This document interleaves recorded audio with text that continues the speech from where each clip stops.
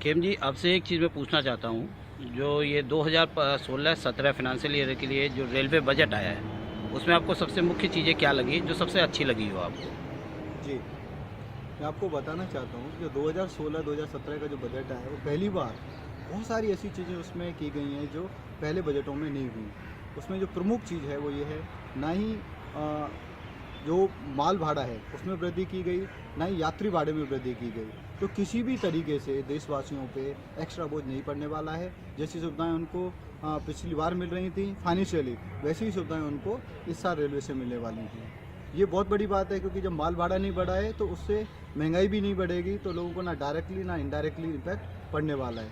इसके बाद जो प्रमुख चीज़ है मैं आपको बताना चाहता हूँ, लोगों टिकट बुक कराते थे और क्योंकि सभी के पास सुविधाएं नहीं होती हैं, उनको रेलवे स्टेशन जाना पड़ता था टिकट कैंसिलेशन के लिए। तो सरकार ने जनता की कन्वीनियंस के लिए कि वो एसएमएस के माध्यम से, फ़ोन कॉल के माध्यम से टिकट को कैंसिल करा सकते हैं। जो 139 जो एक पहले हम कॉल सेंटर की सुविधा रेलवे ने दी हुई थी, जो इंक्वायरी के लिए थी, उसी 139 के माध्यम से वो टिकट को भी कैंसिल करा सकते हैं।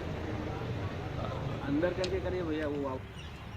बख्शी जी, आप बताएं, जो ये रेलवे बजट 2016 टू 17 आया, आपको इसमें सबसे अच्छी बातें क्या लगी?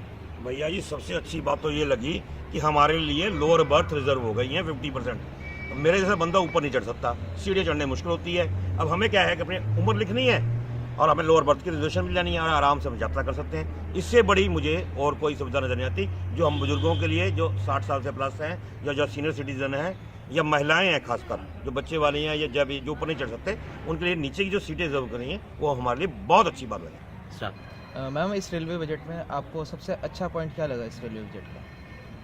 सबसे अच्छा मुझे ये लगा कि एक तो महिलाओं के लिए काफ़ी सुविधाएं दी गई हैं और स्वच्छता के लिए बहुत अच्छा है कि आप मैसेज कर सकते हैं और आपकी सफाई हो जाएगी।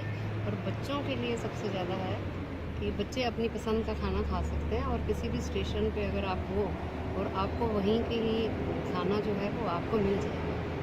यही अच्छा जी, मैं ये पूछना चाहता हूँ कि युवाओं ने इस बजट को किस नज़रिए से देखा है, क्या खूबियाँ दिखाई दी हैं इसमें? कई स्टेशनें वाईफाई कर दी गई। अब स्टेशनों पर खड़ा होकर बेफजूल समय न जाएगा। वाईफाई के थ्रू हम इंटरनेट यूज करके अपने काम को भी कर सकेंगे। आप बताएं। पहले टिकट बुक करने में काफ़ी प्रॉब्लम आती थी। पहले सिस्टम हैंग हो जाता था, वेबसाइट क्रैश हो जाती थी बार बार। और पहले 40,000 एट ए टाइम आप कर सकते थे, अब 1,20,000 कर दिया उसको बढ़ा कर। पहले 2000 पर सेकंड के हिसाब से टिकट बुक होती थी ऑनलाइन, परंतु अब उसकी कैपेसिटी बढ़ा दी गई है। अब 7,200 टिकट पर सेकंड के हिसाब से बुक होती है। इससे लोगों को काफ़ी सुविधाएं बढ़ेंगी। जो यात्री हैं उनके एक्सपीरियंस को बेटर बनाने के लिए नई ट्रेनें शुरू की गई हैं, जहां पर हवाई जहाज़ की कनेक्टिविटी नहीं है और बिजी रूट्स हैं, वहां पर आप उदय ट्रेन से जा सकते हैं। साथ साथ हमसफ़र एसी ट्रेन शुरू करी गई है। इसके अलावा जो अंत्योदय ट्रेन शुरू करी गई है। अभी तक जो अनरिजर्व ट्रेनें चलती थी वो लॉन्ग डिस्टेंस की नहीं थी या फिर टाइम बहुत ज़्यादा लेती थी। ये जो अनरिजर्व ट्रेन चलेगी वो सुपरफास्ट है और सही टाइम पर पहुंचाएगी। इसमें और सुपरफास्ट ट्रेनों में कोई अंतर नहीं है, जिससे गरीब लोगों को भी फ़ायदा होगा और नॉर्मल ट्रेनों में क्राउड भी कम होगा, जिससे कि हमारा यूजर एक्सपीरियंस बेटर है। तेजस ट्रेन सर्विस भी शुरू करी गई है, जिसमें कि वो ओवरनाइट चलेगी और वो लोगों का टाइम भी सेव करेगी। बिकॉज वर्किंग डे में लोगों को काफ़ी दिक्कत होती थी, उनका पूरा दिन वेस्ट होता था।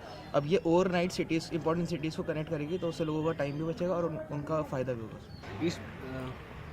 इस बजट पे सबसे पहली बात तो एक जो सबसे खास बात इस बार हुई है, हिस्टोरिकल है, जो आज तक कभी हुआ नहीं, कि जो पिछली बार घोषणाएं की गई थी उसको इस बार एज ए सप्लीमेंट्री उसकी प्रोग्रेस रिपोर्ट इस पर अटैच करके दिखाई गई है कि इस पर क्या इनिशिएटिव्स दिए गए हैं और उसके काम की रिपोर्ट कहाँ तक पहुँची है। तो आप यानी संतुष्ट है इस बजट से? बिल्कुल, बहुत संतुष्ट है इस बजट से। हम सभी संतुष्ट हैं। हम सभी संतुष्ट हैं। और सबसे बड़ी फीडबैक जो है ना, ये जो फीडबैक पिछली बार के बजट का फीडबैक है, वो सबसे ज़्यादा वो हमें कि पिछले बजट में जो घोषणाएं की थी वो कहाँ तक पहुँची हैं, कहाँ तक नहीं पहुँची हैं, उससे हमें पता लगता है। उम्मीद करता हूँ कि देश को एक नई दिशा देगी।